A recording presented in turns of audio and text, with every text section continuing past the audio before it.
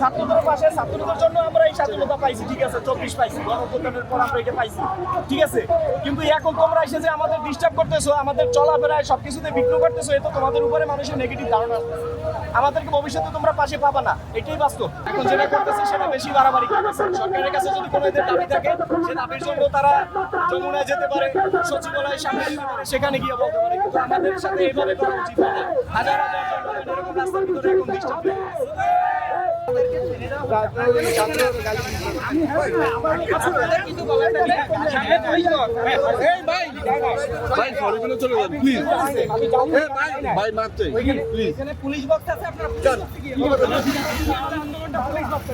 যে সরকারি আসুক, সেই সরকারি সেই ছাত্রদের কাছে জিম্মি হয়ে যায়।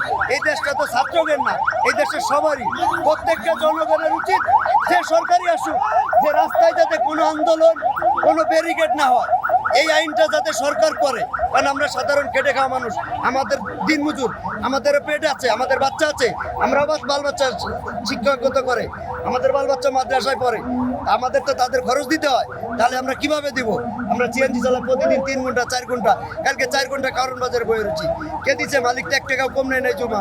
মালিক 1100 টাকা 1100 নিচ্ছে, কোনো ছাত্র দিচ্ছে না, কোনো ছাত্রের বাপে দিচ্ছে। এটা কি ছাত্রের বাপের দেশ? এই দেশটা প্রত্যেকটা জনগণের।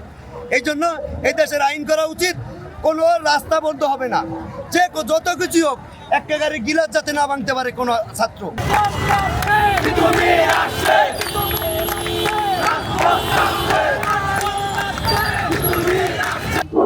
আমাদের এই দাবির জন্য 4 তারিখে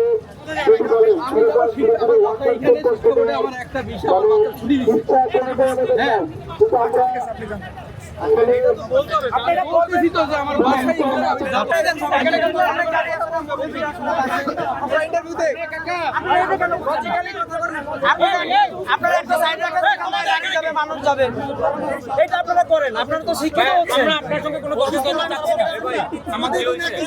ভাই প্রতিদিন তো একই অবস্থা। আমার বাসা এইখানে, আমি যাব, আমি কোন দিক দিয়ে ঘুরে যাব? আমার বাসা তো দারুসালাম।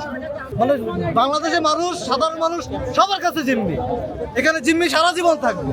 একই জিনিস, কালকে এখান থেকে কলেজ গেট পৌঁছাতে 6 ঘন্টা সময় লাগবে। হ্যাঁ, আজকেও সেম সমস্যা। তাহলে বলে দিই কর্মসূচিকালীন জন্য যান পরিবহন বন্ধ। এখানে রাস্তায় মানুষ নামায়, এখানে কি কোনো কিছু আছে? তারা তো তাদের জ্যাম লাগলে তারা হেলিকপ্টারে করা যায়। ওই জায়গায় যেতে হবে আমাদেরকে। কোনো উত্তর নাই। এই জায়গায় যদি আমার আদেশ না দেয়, আমরা ন্যাশনালে চলে যাব। আমরা ভার্সিটিতে পরীক্ষা দিচ্ছি, কোনটা ন্যাশনাল ইউনিভার্সিটি? এটা বিশ্ববিদ্যালয়, এটা পাবলিক বিশ্ববিদ্যালয়। আপনি তো জানেনই না কি নিয়ে আন্দোলন করতেছি আমরা।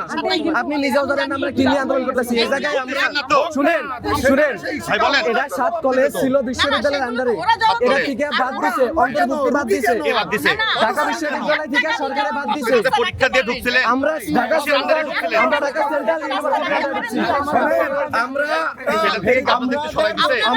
সেন্ট্রাল ইউনিভার্সিটি ঢুকছি, কিন্তু অধ্যাদেশ দেয় নাই। আমরা অধ্যাদেশ দাবি করতেছি, আজকে অধ্যাদেশ দেওয়া আমাদের